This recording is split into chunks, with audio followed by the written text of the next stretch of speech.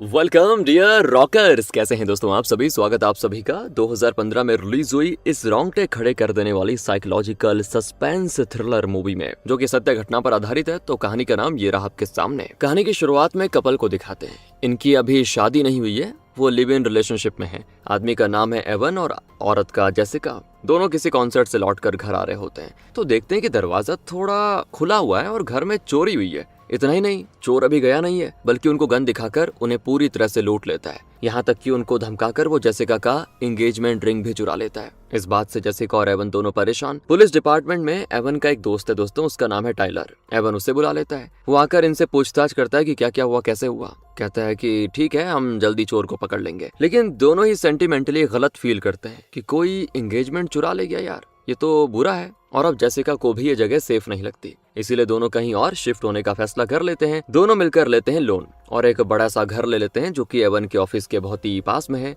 शहर की भीड़ भाड़ से दूर एकदम शांत जगह होती है ये। एवन किसी बड़ी कंपनी में काम करता है दोस्तों, और जेसिका ग्राफिक डिजाइनर है। दोनों की काफी कमाई होती है, इसीलिए इन्होंने बढ़िया सा घर ले लिया। दोनों बड़े खुश हैं और जरा रोमांटिक हो रहे होते हैं कि तभी बजती है टन टन डोरबेल। असल में पड़ोस का एक आदमी आया होता है जिसका नाम है सिमोन। बहुत अच्छे से पेश आता है, ठीक है। उसका हुलिया, ड्रेस वगैरह देखकर तो ऐसा लगता है जैसे वो 1950s के जमाने से यहाँ पर आ गया है। कहता है कि आप लोग यहाँ नए हो तो मैंने सोचा कि अच्छा सा वाइन देकर आपका स्वागत करूं। ये दोनों भी खुश हो जाते हैं कि इतना अच्छा पड़ोसी मिला, कमाल है। अब ये लोग आपस में हो जाते हैं परिचित। सिमोन कहता है देखो, मैं एक कॉलेज प्रोफेसर हूँ, पास ही में मेरा घर है, अगर कभी भी कोई मदद चाहिए हो तो जरूर बता देना। अब नॉर्मली ये दोनों भी कहते हैं ठीक है, जैसे ही हमारा किचन सेट हो जाएगा हम आपको डिनर के लिए इनवाइट करेंगे। इतना बढ़िया वाइन देने के लिए बहुत बहुत शुक्रिया, और उसके लिए आपका एक डिनर तो बनता है हमारे घर में। तो सिमोन भी कहता है कि हाँ मैं जरूर आऊंगा। अब उसके जाने के बाद इन दोनों को भी इस जगह के बारे में थोड़ा पॉजिटिव फील आता है कि यहाँ पर कितने अच्छी केयरिंग लोग रहते हैं। अगले दिन एवन ऑफिस चला जाता है। जेसिका घर से ही अपना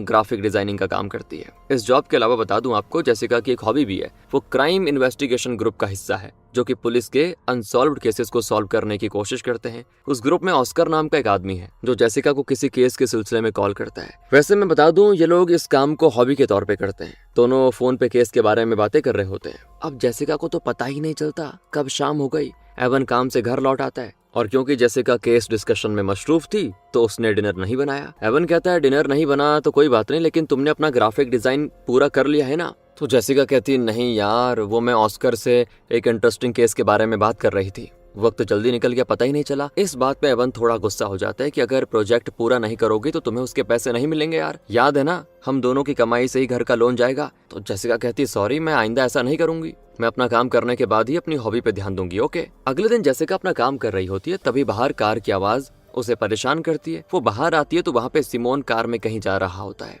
जेसिका उसके पास जाकर कहती है कि आपका वाइन बहुत बढ़िया था, खासकर मेरे हस्बैंड को तो बड़ा पसंद आया। थर्सडे को देखना, हम आपके लिए बढ़िया सा डिनर तैयार करके रखेंगे, और प्लीज जरूर आना, ठीक है। तो सिमोन कहता है हाँ मैं तो आऊंगा, मुझे कोई दिक्कत नहीं है। उसकी बातों से क्लियर पता चलता है कि वो बहुत ही मीठे स्वभाव वाला आदमी है। थर्सडे भी आता है। सिमोन एवन और जेसिका के घर पे डिनर पे आया हुआ है। जेसिका ने उस दिन जो ड्रेस पहना होता है ना दोस्तों, वो 1950s या 60s के स्टाइल का ड्रेस होता है, और सिमोन जेसिका के ड्रेस को देखकर मतलब अलग फील करता है कि बढ़िया लग रहा खुद ही खुद में। लेकिन उसके अंदर और क्या चल रहा है ये हमें नहीं पता दोस्तों। तभी एवन कहता है कि अरे जेसिका स्वीट पाई इतना बढ़िया बनाती है ना कि उसकी खुशबू आस पड़ोस तक फैल जाए, कसम से एक दिन देखना आपके लिए जरूर बना कर देगी वो। फिर आगे एवन कहता है कि आप अकेले रहते हैं क्या। सिमोन कहता है मैं अपनी गर्लफ्रेंड के साथ रहता था, लेकिन फिर हमारा ब्रेकअप हो गया, उसके बाद से तो हाँ अकेला ही हूँ मैं। आप अकेले हैं तो क्या आप खुद पका कर खाते हैं। तो सिमोन कहता है कि नहीं, मुझे तो कुकिंग करना आता ही नहीं। एक्चुअली मेरी फैमिली बहुत ही ट्रेडिशनल है, जहाँ घर में पिता कमाता है जबकि माँ किचन पे राज करती है। हमारे परिवार में मर्द तो किचन में कभी जाते ही नहीं। अब बचपन से इसी माहौल में पलने की वजह से मैंने कुकिंग सीखी नहीं। तो इस बात पर एवन और जेसिका थोड़ा स्माइल करते हैं। तीनों काफी मजेदार बातें भी करते हैं दोस्तों। तो जेसिका अब अपने ग्राफिक डिजाइनिंग के बारे में और अपने केस इन्वेस्टिगेशन हॉबी के बारे में बताती है। इतना ही नहीं, जेसिका अच्छा लिखती भी है दोस्तों, और चाहती है कि वो एक अच्छा सा बुक लिखे। अब एक प्रोफेसर के तौर पर सिमोन भी अपने एक्सपीरियंसेस शेयर करता है। इतना ही नहीं, वो मेंस कोर्स नाम का कोई अजीब कोर्स भी कर रहा है। इस तरह की इनकी बातें होती है, और डिनर के बाद सिमोन चला जाता है अपने घर में। एवन कहता है कि बेचारा सिमोन बहुत ही अकेला है ना, अगर तुम्हारी कोई फ्रेंड हो तो उससे मिलवा दो, उसकी गर्लफ्रेंड बन जाएगी वो। क्या कहती हो जेसिका? तो जेसिका कहती नहीं नहीं, मेरी तो सारी फ्रेंड्स कमिटेड है यार, और पता नहीं वैसे भी मेरी फ्रेंड्स को थोड़ा ये ओल्ड फैशन आदमी पसंद आता भी है कि नहीं। अब दोस्तों इनको बात करते हुए ना सिमोन अपने घर से देख रहा होता है, वो भी दूरबीन से। कुछ देर के बाद एवन और जेसिका इंटीमेट होने लग जाते हैं, तो सिमोन वो दृश्य भी लाइव देखता है। अगले दिन जेसिका गार्डन में कोई काम कर रही होती है, उसे कुदाल की जरूरत होती है, तो सिमोन की कार आ जाती है। हाँ, वो बीच में आ जाता है इनके। तो जेसिका उससे कहती है क्या आपके पास कुदाल होगा? है तो दे दीजिए। सिमोन कहता है मेरे पास है, लेकिन उसका हैंडल टूट गया है। तो तब जेसिका देखती है कि उसकी कार की डिक्की में ढेर सारी ग्रोसरीज और सब्जियां होती हैं। जेसिका वैसे तो हैरान होती, क्योंकि सिमोन ने तो कहा था वो घर में कुकिंग नहीं करता, फिर इतनी सारी चीजें वो क्यों लेकर आ गया, है ना? डाउट करने वाली बात है। और क्योंकि हमें पता है जेसिका एक तरह से डिटेक्टिव भी है, तो उसके दिमाग में चीजें फिट हो गई कि भाई कुछ तो दिक्कत है इसमें, ये सब्जियां क्यों लेके जा रहा है जब ये पकाता ही नहीं है। तो वो सिंपल कहती है कि आपके घर में कोई मेहमान आ रहे हैं आज, इतनी सारी सब्जियां जो लेकर आ रहे हैं आप। तो इस पर सिमोन का हाथ जरा कांपने लग जाता है, और जेसिका इस बात को भी नोटिस कर लेती है। अगेन मैंने कहा ना वो डिटेक्टिव है दोस्तों। सिमोन फिर यहाँ पर कोई बहाना करके बात को टाल देता है, पर जेसिका को अब उसकी बातें बड़ी अजीब लगती हैं। हाँ, बस उसकी सुई घूम गई। वो एवन को भी इस बारे में तुरंत बताती है, कहती है कि मुझे तो सिमोन का बिहेवियर बहुत ही वियर्ड लग रहा है। तो एवन कहता है कि वो अपने घर में कुछ भी करे यार, इससे हमें क्या मतलब? कल तक तो तुम ही कह रही थी कितना बड़ा स्वीट आदमी है, और आज खुद ही अचानक उस पर शक कर रही हो। प्लीज यार, सबको आजादी होनी चाहिए, वो जो करे हमें उससे क्या। इसलिए मैंने पहले ही तुम्हें कह दिया था कि अपनी डिटेक्टिव वाली हॉबी छोड़ दो, मत पड़ो केसेस के पीछे। हर चीज को तुम बस केस के नजरिए से ही देखती रहती हो। अरे दूसरों के पर्सनल मामले में दखल मत दो यार, अपने बारे में सोचो। हो सकता है सिमोन को कोई नई गर्लफ्रेंड मिल गई हो और वही कुकिंग भी करती हो। अब जरूरी तो नहीं कि वो अपनी सारी बातें तुमसे शेयर करेगा, हमसे शेयर करेगा। तो बस अपने काम से काम रखो। और हाँ, वो अपना नया प्रोजेक्ट है, उस पर ध्यान दो यार। ये कहाँ तुम केसेस पे लगी हुई हो, वरना पता है ना लोन नहीं चुका पाएंगे। मेरे अकेले की सैलरी पता है ना कितनी है, नहीं हो पाएगा। इस बात पर दोनों के बीच एक छोटी सी मीठी बहस हो जाती है। तभी बजती डोरबेल और सिमोन आ गया है कुदाल लेके। वो जेसिका से कहता है कि आपने सुबह मांगी थी ना, तो मैंने सोचा दे के आ जाऊं, और इसका हैंडल भी फिक्स करके लेकर आ गया हूँ। इस तरह बड़े प्यार से कहकर वो कुदाल दे जाता है। उसके जाने के बाद एवन जेसिका पे और गुस्सा होता है, कहता है देख लिया, इतने अच्छे आदमी पे तुम खामखा शक कर रही थी, बताओ यार। अगली सुबह भी एवन गुस्से में जल्दी निकल जाता है। जेसिका से उसने बात तक नहीं की होती है, थोड़ा मनमुटाव हो गया है उनका। जेसिका भी घर और गार्डन का काम पूरा करके कुदाल देने जाती है सिमोन के घर पे। डोरबेल बजाती है वो, लेकिन दिक्कत है दरवाजा नहीं खुलता यार। लगता है सिमोन घर पे है ही नहीं। जेसिका यहाँ वहाँ देखती है और फिर ग्लास से अंदर झांकती है, तो घर के इंटीरियर्स जेसिका को बड़े अजीब लगते हैं, जैसे ये प्रेजेंट का नहीं बल्कि 1950s का कोई घर हो दोस्तों। फिर जेसिका घर आकर ऑस्कर से बात करने लग जाती है। वो ऑस्कर को बताती है कि तुम्हें पता है यार, मेरे पड़ोसी का जो ड्रेस है, उसका बिहेवियर है, उसकी बातें हैं, बहुत बहुत अजीब है, बहुत पुराने स्टाइल के। उसने कहा था कि वो एक कॉलेज प्रोफेसर है और सिंगल है, और उसके घर का फर्नीचर, इंटीरियर्स, ये सब देखकर ऐसा लगता है जैसे वो इस जमाने का आदमी है ही नहीं। लगता है बहुत ही पुराने जमाने से निकलकर प्रेजेंट में आ गया है। तो ऑस्कर तो इस बात पे हंसता है पहले कि तुम्हें हो क्या गया भाई, अगर हम सारे वियर्ड लोगों को इन्वेस्टिगेट करना चालू करेंगे ना, तो जरूर जेल की हवा खानी पड़ेगी हमें। जेसिका कहती नहीं यार, नहीं ऐसी बात नहीं है, लेकिन न जाने क्यों मेरे दिमाग में ये बात बैठ गई है कि कुछ तो गड़बड़ है उस आदमी के साथ में। ये डिटेक्टिव वाला इंस्टिंक्ट बता रहा है, और इन्वेस्टिगेशन में हमें अक्सर अपने इंस्टिंक्ट की बात माननी चाहिए। क्या कहते हो, है ना? तो ऑस्कर कहता है ठीक है बाबा, टेंशन मत लो, उसका नाम सिमोन है ना, और वो एक कॉलेज प्रोफेसर है, राइट? तो ठीक है, 2 दिन में उसके बारे में A to Z सारी चीजें पता लगा लेंगे। जेसिका कहती ठीक है, अभी मुझे अपना प्रोजेक्ट पूरा करना है, बाय, वरना आज मेरी फिर से एवन से लड़ाई हो जाएगी। कहकर जेसिका अपने काम पे लग जाती है। क्यों दोस्तों, मजा आ रहा है ना कहानी में? बने रहिएगा यार, और मजा आएगा आखिरी में। दूसरी ओर सिमोन अपने घर के CCTV फुटेजेस देख रहा होता है। जेसिका की हरकतें देखकर वो गलत समझ लेता है कि शायद जेसिका मुझे पसंद करती है। उसके दिमाग में ये बात आ जाती है। और जब भी दोस्तों हम आदमी लोग, हम मेल लोग ये सोचते हैं ना कि वो हमें पसंद करता होगा, तो फिर यहीं से तो ओवर थिंकिंग शुरू हो जाती है। अब वो ये भी सोचता है कि अरे वो मुझे पसंद करती थी, तभी तो उसने डिनर पे बुलाया मुझे, और मुझसे बात करने के बहाने ढूंढती रहती है। देखा, ओवर थिंकिंग। और आज कुदाल देने के बहाने वो मेरे घर भी आ गई, ये भी ओवर थिंकिंग कर लेता है वो, और मेरे घर के अंदर भी झांक रही थी। तो सिमोन को लगता है जेसिका शायद उस एवन के साथ खुश नहीं है और वो मेरा साथ चाहती है। इस तरह की ओवर थिंकिंग मन में लिए वो जेसिका को कॉल करता है, कहता है कि अगर आप फ्री हो तो मेरे घर आ सकती हैं क्या, मुझे आपको एक खास चीज दिखानी है। जेसिका कहती ठीक है, मैं फ्री हूँ, अभी आती हूँ। असल में सिमोन के घर के पुराने स्टाइल के इंटीरियर्स को देखकर जेसिका को बड़ा अजीब लगा था, है ना दोस्तों? उसे सिमोन पे शक था कि जरूर वो कुछ छुपा रहा है ना? इसीलिए असलियत को जानने के लिए जेसिका उसके घर के अंदर जाना चाह रही है। तभी तो कह देती कि हाँ फ्री हूँ, मैं आती हूँ। अब जेसिका वहाँ जाती है तो वो जेसिका को अपने घर दिखाता है पहले। इतना ही नहीं, वो एक पुराने स्टाइल का ड्रेस जेसिका को दिखाता है। कहता है कि डिनर के दिन तुमने जो ड्रेस पहना था वो मुझे बड़ा पसंद आया, ये भी देखो ना 1950s के स्टाइल का ड्रेस है, इसे तुम ही रख लो, एक काम करो रख लो। कहकर वो एकदम बच्चे की तरह जिद करने लग जाता है कि रख लो ना यार। और जेसिका थोड़ा सा नर्वस हो जाती है, कहती है मुझे जाना चाहिए, मेरा कुछ काम छूटा हुआ है प्लीज। लेकिन वो उसको रोककर सीसीटीवी फुटेजेस दिखाता है जिसमें जेसिका बहुत देर सिमोन के घर के आसपास घूम रही थी, उसके घर में झांक रही थी। जब वो पहली बार आई थी तब की बात है ये। और ये सब देखकर वो कहता है कि तुम्हारा ड्रेस ही नहीं, तुम भी मुझे बड़ी पसंद हो, बहुत ही सुंदर हो तुम, और मुझे लगता है कि मैंने तुम्हें नहीं चुना बल्कि तुमने मुझे चुना है, इसीलिए तो तुम भागी चली आई ना मेरे घर। अब जेसिका के तो हाथ पैर कांपने लगते हैं दोस्तों, और वो तुरंत भागने की कोशिश करती है, लेकिन वो जेसिका को पकड़कर उसके मुंह पे क्लोरोफॉर्म लगाया हुआ रुमाल दबाकर बेहोश कर देता है। और जब जेसिका को होश आता है तो वो खुद को किसी दूसरी जगह पे पाती है, और उस जगह को देखकर ऐसा लगता है जैसे कि वो 1950s में है दोस्तों। वहाँ रॉबिन नाम की एक औरत होती है। जेसिका तुरंत वहाँ का मेन डोर खोलने की कोशिश करती है, लेकिन वो बहुत ही तगड़ा लोहे का दरवाजा होता है, उस पर डिजिटल लॉक लगा होता है। जेसिका उसको अनलॉक करने की कोशिश करती है और रॉबिन से पूछती है कि इसका पासवर्ड क्या है। तो रॉबिन कहता है कि इसका पासवर्ड सिर्फ सिमोन जानता है। वहाँ पर एक फोन होता है जिसे जेसिका कॉल करने की कोशिश करती है, लेकिन फिर पता चलता है कि वो असली फोन है ही नहीं, डमी फोन है। जेसिका खिड़की तोड़कर बचने की कोशिश करती है फिर, लेकिन खिड़की के बाहर भी दीवार होती है। अब दोस्तों वहाँ की ट्यूबलाइट की रोशनी खिड़की से अंदर आ रही होती है, मतलब यहाँ पर सूरज की रोशनी नहीं आ सकती। और जेसिका अब घबरा जाती है कि पता नहीं हम किस पाताल लोक में हैं। वो रॉबिन से कहती है ये जगह कौन सी है। तो रॉबिन कहती है हम सिमोन के घर के बेसमेंट में हैं। और फिर तो जेसिका चिल्ला देती है कि क्या। रॉबिन कहती है कि तुम गला फाड़ कर चिल्ला लो, हाँ, लेकिन तिनका भर भी आवाज बाहर नहीं जाने वाली, इसीलिए बेकार में अपनी एनर्जी वेस्ट मत करो। इसी बीच सिमोन जेसिका के घर में घुसकर एवन और जेसिका की फोटोज को तोड़ फोड़ कर ऐसी सेटिंग करके चला जाता है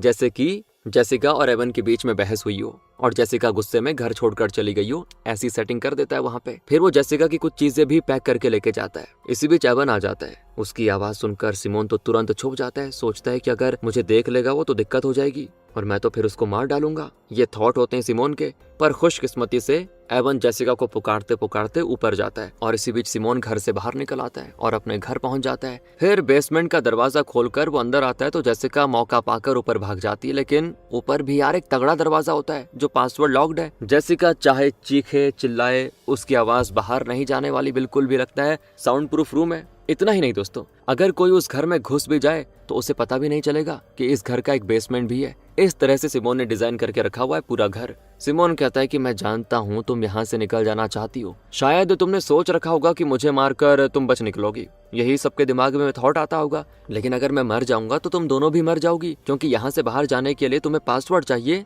जो मुझे पता है सिर्फ। तुम दोनों यहाँ पे भूखी मर जाओगी, इसीलिए बचने का ख्याल मन से निकाल लो। अब हम तीनों यहाँ पर खुशी खुशी जिंदगी बिताएंगे, ओके? और हाँ, मैं तुम्हारी जरूरी चीजें भी लेकर आ गया हूँ। तुम्हारे घर में मैंने ऐसी सेटिंग कर दी जिसको देखकर एवन को पूरा यकीन हो जाएगा कि कल के झगड़े को तुमने दिल पे ले लिया और घर छोड़कर भाग गई। दूसरी ओर दोस्तों यहाँ पर एवन की समझ ही में नहीं आता कि यार एक छोटी सी लड़ाई की वजह से जेसिका मुझे छोड़कर कैसे चली गई। इससे पहले भी इनके बीच में लड़ाई हुई थी दोस्तों, तब तो ऐसा नहीं हुआ था। इसीलिए एवन परेशान हो जाता है कि इतनी सी बात के लिए जेसिका ने घर छोड़ने का फैसला कैसे ले लिया। दूसरी ओर सिमोन के घर के बेसमेंट में अब जेसिका और रॉबिन अकेली होती है। जेसिका रॉबिन से कहती है कि वैसे तुम कौन हो यार और यहाँ पर कैसे आई। फिर वो अपना नाम बताती है और कहती है कि मैं सिमोन की स्टूडेंट थी, वो मुझे बहुत ही पसंद थे, इसीलिए मैं उनके साथ रहने के लिए यहाँ पर आ गई। मैं यहाँ खुश हूँ, लेकिन उसकी बातों से दोस्तों साफ पता चलता है कि सिमोन ने उसे बहुत ही टॉर्चर किया है और आखिर में बेचारी ने हार मानकर इस पिंजरे में जीना स्वीकार कर लिया है। इतना ही नहीं, यहाँ सरवाइव करने के लिए उसे या तो सिमोन से प्यार करना होगा या फिर कम से कम उससे प्यार करने का नाटक तो करना ही होगा। इसीलिए वो सिमोन को बहुत ही अच्छा आदमी बताती है। जेसिका कहती है देखो देखो, मैं जानती हूँ तुम बच निकलना चाहती हो, है ना? अरे हम दोनों मिलकर कोशिश करेंगे। पर रॉबिन कहती हाँ, शुरू में मैं बच निकलना चाहती थी, लेकिन मैं ऐसा कुछ कर नहीं पाई और मैं करूंगी भी नहीं जिससे मेरी जान को खतरा हो। और आइंदा तुम भी यहाँ से निकलने के बारे में बात मत करना, क्योंकि सिमोन को ये बिल्कुल भी अच्छा नहीं लगता। और एक और बात बता दूं, वो हमें 24 घंटे देखता है, हमारी बातें सुनता है। और जैसा रॉबिन कह रही थी, सच में यार सिमोन तो सीसीटीवी पे इनको देख और सुन भी रहा होता है। और यहाँ पर हमें पता चलता है कि असल में सिमोन भले ही प्रेजेंट में जी रहा है, लेकिन दिमाग में दोस्तों वो अभी भी 1950s के जमाने में है। उसके हिसाब से यह है कि पुरुष ही परिवार में प्रधान है, मतलब मर्द कमाता है और औरत उसकी हर बात मानती है और उसकी और उसके घर की देखभाल करती है, उसकी इच्छाएं पूरी करती है। उसके लिए एक आकर्षक और खूबसूरत मूर्ति बने रहने में ही औरत की भलाई है और मर्द की इजाजत के बिना वो घर से बाहर कदम भी नहीं रख सकती, ऐसी सोच है इसकी। और अपने इन्हीं ख्यालातों को अंजाम देने के लिए उसने अपने घर के इंटीरियर्स को भी पुराने जमाने के स्टाइल में बना के रखा हुआ है। और इसी वजह से उसने अपनी क्लास के स्टूडेंट रॉबिन को भी बहला फुसलाकर यहाँ बुलाया। और क्योंकि दोस्तों रॉबिन को अपना प्रोफेसर सिमोन पसंद था, तो वो भी यहाँ पे खुद ही आ गई, क्योंकि वो तो प्यार करती थी सिमोन से। तब से वो यहाँ पे कैद है और हर तरह से सिमोन की गुलाम बन चुकी है। रॉबिन को बाहरी दुनिया को देखे हुए न जाने कितने साल हो चुके हैं सच में यार। और जेसिका को सिमोन इसीलिए यहाँ पे लेके आया क्योंकि उस रात डिनर के वक्त जेसिका ने एक ड्रेस पहना था जो कि 1950s में फैशन था और उसमें जेसिका बड़ी खूबसूरत लग रही थी। तो सिमोन उन मर्द में से है जिन्हें खूबसूरत औरत को अपने काबू में रखने में एक तरह की सैडिस्टिक खुशी और आनंद फील होता है, अहंकार फील होता है। और जेसिका भी सिमोन के बारे में असलियत जानने के लिए बड़ी उत्सुक थी, क्योंकि वो डिटेक्टिव है, इसलिए उसके घर में आ गई। और अब आपको पता ही है बुरी तरह फंस गई है बेचारी। इतने में सिमोन आ जाता है। वो जेसिका के लिए ओल्ड फैशन ड्रेस लेकर आया हुआ है और बच्चों की तरह जिद करता है कि तुम प्लीज प्लीज प्लीज ये ड्रेस पहनो यार, तुम बड़ी सुंदर लगोगी वगैरह वगैरह। तब रॉबिन जेसिका से जेलस फील करने की एक्टिंग करती है, कहती है डार्लिंग क्या तुम सिर्फ जेसिका के लिए ड्रेसेस लाओगे, मेरे लिए नहीं लाओगे? तो सिमोन उसे बड़े प्यार से समझाता है, जैसे कोई छोटे बच्चे से बात करता है ना, ऐसे ही कहता है कि अरे जेसिका हमारे परिवार में नई जो आई है, पहले उसे खुश करूंगा फिर तुम्हें भी खुश करूंगा। वो जेसिका के लिए टाइपराइटर लाया होता है, कहता है तुम बुक लिखना चाहती थी ना, लो लेकर आ गया, अब तुम जितना मर्जी लिख सकती हो, यहाँ तुम्हें कोई तंग नहीं करेगा। जेसिका को विश्वास हो जाता है कि सच में ये आदमी तो एक नंबर का साइको है। तभी घर की डोरबेल बजती है। बेसमेंट में एक टीवी होता है जिसके साथ बाहर का सीसीटीवी कैमरा कनेक्टेड है। उसमें जेसिका देखती कि एवन आया हुआ है। जेसिका चिल्लाती लेकिन कहाँ यार, बाहर तो जाने वाली है नहीं आवाज। फिर सिमोन भी जाता है बाहर और खोलता है दरवाजा। एवन तो उससे पूछता है बड़ी घबराहट में कि क्या तुमने जेसिका को कहीं देखा? तो सिमोन कहता है मैं 2.5 घंटे पहले बाहर गया था, तब मैंने जेसिका से पूछा था कि अगर मार्केट से कुछ चाहिए तो मैं लेके आ सकता हूँ, पर उस समय ना वो बड़ी परेशान थी, कहने लगी थी कि मुझे कुछ नहीं चाहिए, मुझे अकेला छोड़ दो। अच्छा वैसे एक बात बताओ, कोई प्रॉब्लम हो गई है क्या? इस तरह बहुत ही बढ़िया एक्टिंग करता है ये सिमोन, जैसे कुछ जानता ही नहीं। तो एवन कहता है ऐसी कोई बात तो नहीं है, बस मामूली सी बहस थी, पता नहीं कहाँ चली गई,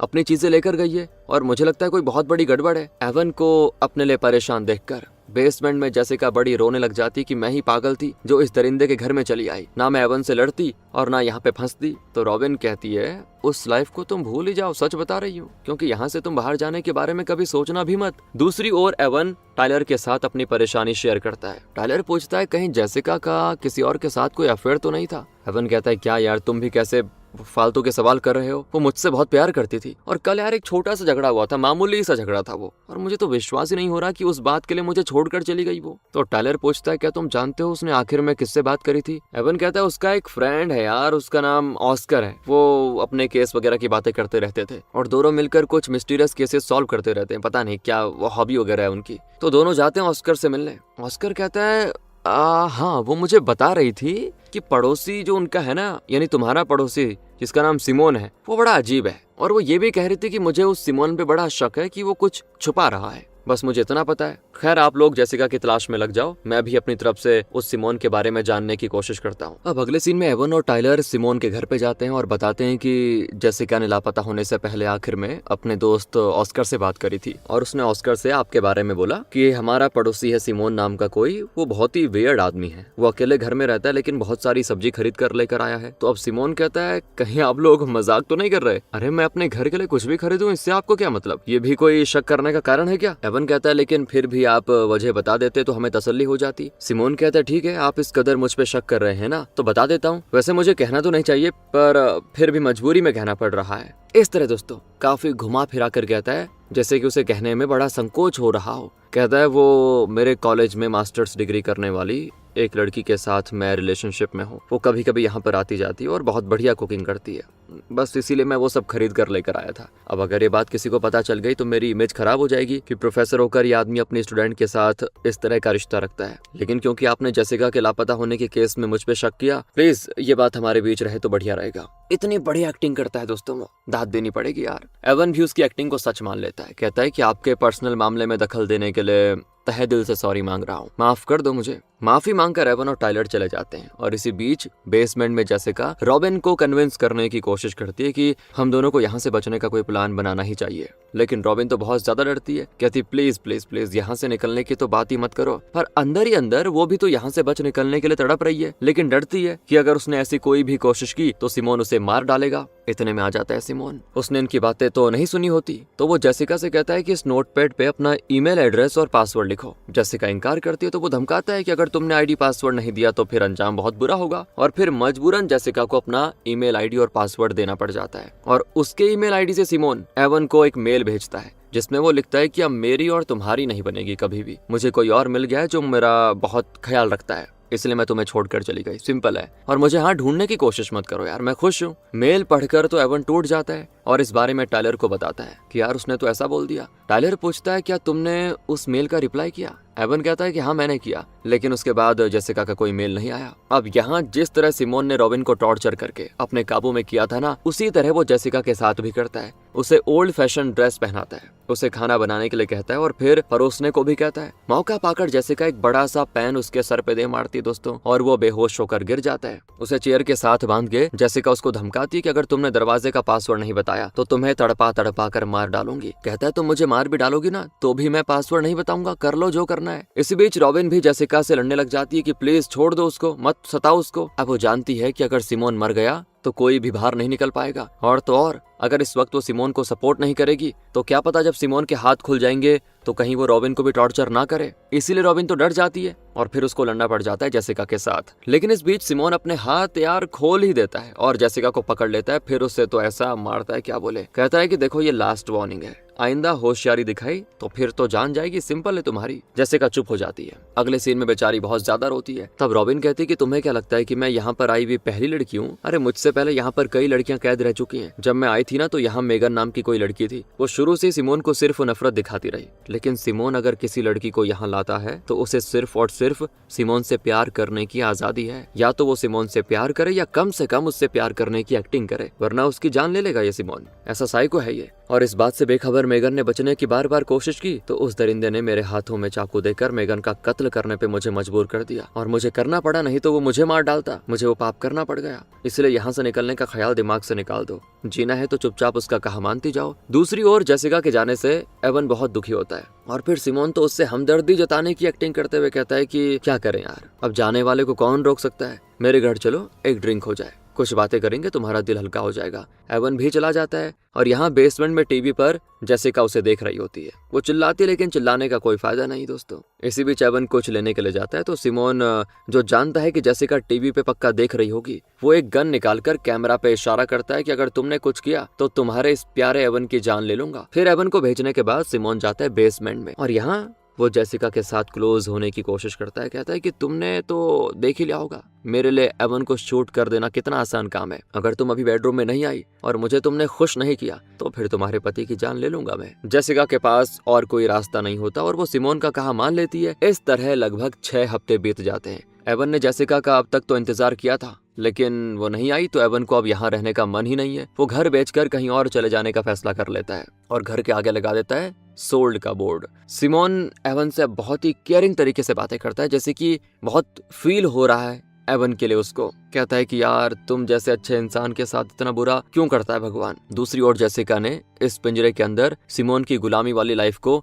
एक्सेप्ट करना शुरू कर लिया होता है। जेसिका बढ़िया कुकिंग करके सिमोन को खिलाती है। सिमोन अब रॉबिन से ज्यादा जेसिका पे ध्यान देता है। इस वजह से रॉबिन को जलन होती है और एक दिन जब रॉबिन सिमोन के साथ बेडरूम में होती है तो वो उसके कान भरने लग जाती है कि जेसिका तुमसे पता है क्या प्यार का नाटक कर रही है। वो अभी भी पहले की तरह यहाँ से बच निकलने के प्लान बनाती रहती है, लेकिन तुम्हें गुमराह करने के लिए तुम्हारे साथ अच्छा बिहेव कर रही है वो। सिमोन को आ जाता है गुस्सा और जेसिका सो रही होती है तो सिमोन उसे उठाकर पूछता है क्या तुमने मुझसे प्यार का नाटक किया? तुम अभी भी क्या पहले वाली हो और यहाँ से बचने की सोच रही हो? अब अगर जेसिका हमें जवाब देगी तो पता नहीं वो जेसिका के साथ कैसा बदतर बर्ताव करेगा, शायद उसकी जान भी ले लेगा। इसीलिए जेसिका कहती है अरे मैं यहाँ से क्यों ही निकलना चाहूंगी, मुझे तुमसे इतना प्यार जो मिल रहा है, मुझे और क्या चाहिए, मैं तुमसे सच में प्यार करने लगी हूँ। अब ये सुनकर सिमोन एक पल के लिए भी नहीं सोचता, झट से चाकू निकालकर रॉबिन की गर्दन काटकर उसे मार डालता है, क्योंकि उसको लगता है कि रॉबिन ने झूठ बोला। ये देखकर तो जेसिका डर के मारे बिल्कुल फ्रीज की ये तो हैवान है। अब वो कहता है कि तुम कमरे में मेरा इंतजार करो डार्लिंग, मैं अभी जरा इसको ठिकाने लगा कर आता हूँ। कहकर वो रॉबिन को किचन में लेके जाकर उसके टुकड़े टुकड़े कर देता है। फिर बॉडी को काटने की आवाजें सुनकर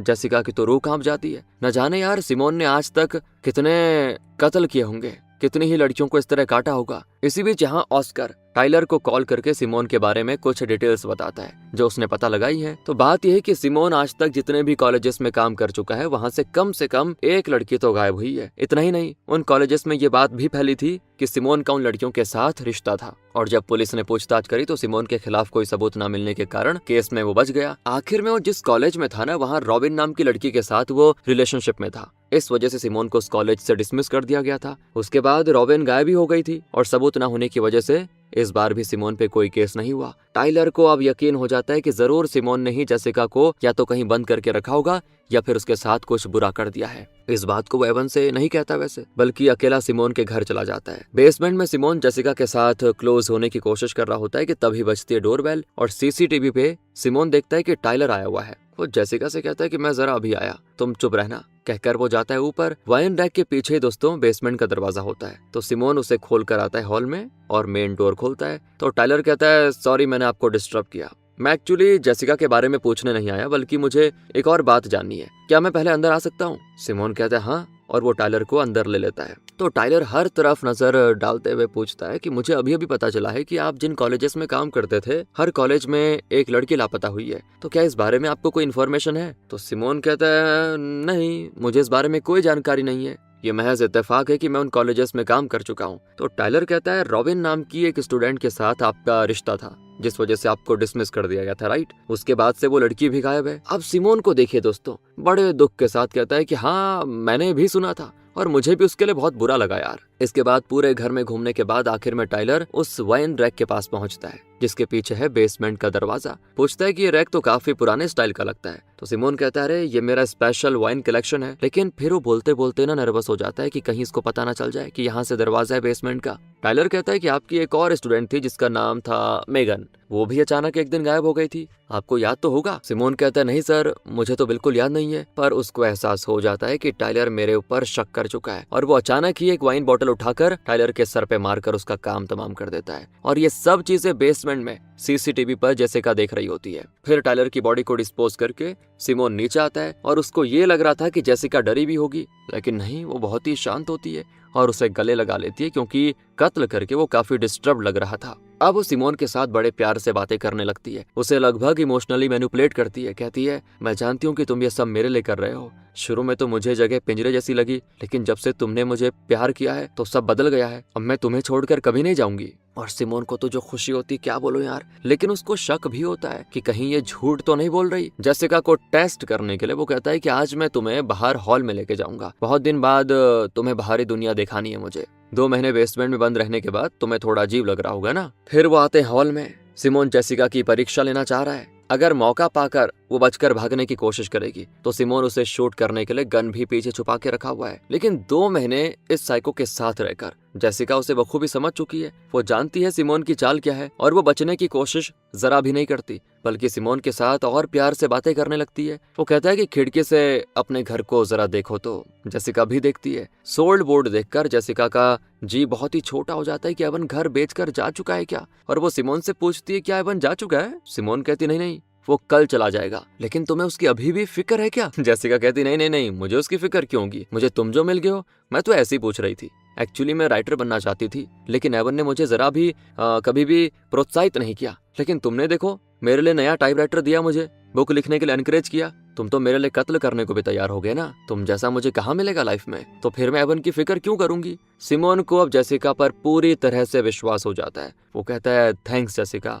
मुझे डर था कि तुम मुझे छोड़कर चले जाओगी, लेकिन अब मुझे तुम्हारे प्यार का एहसास हो चुका है। बेचारा एवन कल चला जाएगा तो मैं उसके साथ एक ड्रिंक करके आता हूँ। जेसिका कहती ठीक है, मुझे बेसमेंट में भेज दो। लेकिन जाने से पहले वो बहुत ही रोमांटिकली उसे हक करती है और उसके कॉलर पे किस भी करती है। फिर वो जेसिका को बेसमेंट में बंद कर देता है। अगले सीन में दोस्तों वो एवन के साथ उसके घर में ड्रिंक कर रहा होता है। एवन बताता है कि मेरा फ्रेंड टाइलर जो पुलिस ऑफिसर था, उसका किसी ने कत्ल कर दिया है और ब्रिज के नीचे फेंका हुआ था उसको। तो सिमोन कहता है अरे यार, सुनकर बहुत दुख हुआ मुझे, उम्मीद करता हूँ कि पुलिस कातिल को जल्दी ढूंढ लेगी। यहाँ कुछ देर बात करने के बाद सिमोन कहता है कि तुम जहाँ भी जाओ यार खुश रहो, बहुत अच्छे आदमी हो तुम। देखो जो भी पास्ट में हुआ उसे भूल जाओ, आगे फ्यूचर पे ध्यान दो। कहकर वो जाने लग जाता है, लेकिन तब एवन उसके कॉलर पे लिपस्टिक का निशान देखता है। असल में जब जेसिका और एवन डेट कर रहे थे तो जेसिका की आदत थी कि वो प्यार से एवन के कॉलर पे किस करती थी ताकि एवन को हमेशा इसका लिहाज रहे कि वो जेसिका का है और वो किसी और लड़की को प्यार से ना देखे। तो अब सिमोन के कॉलर पे लिपस्टिक का निशान देखकर न जाने क्यों एवन को 100% यकीन हो जाता है कि जेसिका ने ये निशान इसीलिए लगाया ताकि मैं उसे देखूं और जेसिका को बचाने जाऊं। रात भर एवन सोता नहीं बल्कि सिमोन के घर पे नजर रखता है। वो ऑस्कर को भी कॉल करके ये बात बता देता है। ऑस्कर कहता है कि उस रात टायलर सिमोन के घर गया था, उसने मुझे बताया था कि वो आपको बिना बताए सिमोन से पूछताछ करने जा रहा है और मुझे तो लगता है कि टायलर का कत्ल भी सिमोन ने किया होगा। तो अब हर सबूत सिमोन की ओर इशारा कर रहा है। एवन को तो दोस्तों यकीन हो जाता है कि सिमोन ने जेसिका को पक्का अपने घर में कहीं छुपा के रखा हुआ है। वो सिमोन के घर जाता है। दूसरी ओर जेसिका ने बड़े प्यार से सिमोन के लिए अपना स्पेशल डिश यानी स्वीट पाई बनाया होता है। आज तक तो सिमोन बताता था कि जेसिका को क्या पकाना है, लेकिन आज उसने खुद सिमोन से बहुत ही खास रिक्वेस्ट की होती है कि मैं बनाऊंगी तुम्हारे लिए कुछ, और उसकी खुशबू इतनी अच्छी होती है कि पूरे बेसमेंट में फैल जाती है। जेसिका कहती है कि इसे हाथ से खाने में ही असली मजा है। सिमोन भी खाने लग जाता है। उसके हाथ पे स्वीट सॉस लग जाता है दोस्तों। तभी ऊपर से कोई आवाज आती है, लगता है कोई घर में घुस आया। तो सिमोन टीवी ऑन करता है तो पता चलता है कि एवन आया है।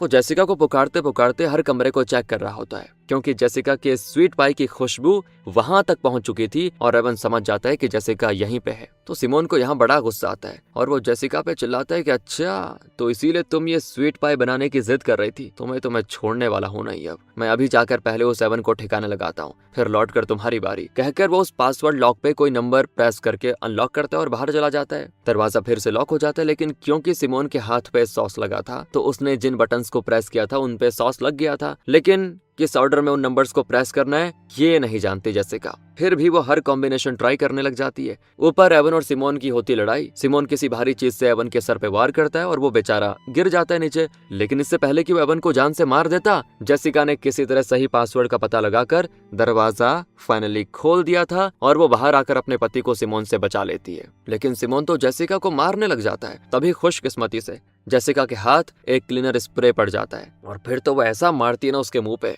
उसके बाद एक फायर एक्सटिंग्विशर से उसे मारकर नीचे गिरा देती है। उससे वो सिमोन का सर फोड़ने वाली होती, लेकिन एवन कहता है नहीं उसकी जान मत लो। अब दोस्तों आ जाइए 1 साल के बाद के सीन में। एवन और जेसिका की शादी हो चुकी है। 1 साल पहले हुई घटनाओं को एक बहुत बुरा सपना मानकर दोनों भुलाने की कोशिश कर रहे होते हैं। दोनों अब खुश हैं। जेसिका ने एक बुक भी लिखी है जिसके सेल्स बहुत अच्छी हो रही है। वो एवन से कहती है कि मुझे बुक किसी को देना है। एवन कहता है ठीक है, सेफली जाना और जल्दी घर आ जाना। कहकर एवन काम पे चला जाता है। जेसिका सीधे जेल जाती है जहाँ पे वो साइको सिमोन सजा काट रहा है। असल में सिमोन को फांसी की सजा मिलने वाली थी, लेकिन जेसिका ने कोर्ट में रिक्वेस्ट किया था कि उसे फांसी ना दी जाए बल्कि आजीवन कारावास दिया जाए। उसने न जाने कितनी लड़कियों को कई सालों तक कैद करके उन्हें टॉर्चर किया और कितनों का कत्ल कर डाला। जेसिका चाहती थी सिमोन खुद भी पूरी जिंदगी 4 दीवारी में कैद होकर जीता रहे। जिस तरह उसने लड़कियों का कत्ल किया, उन्हें टॉर्चर किया, वो भी झेले। इसके बाद जजेस और जूरी ने फैसला किया कि सिमोन को उम्र कैद की सजा होगी और साथ में 1000 साल की जेल। मतलब अगर कानून के किसी बदलाव की वजह से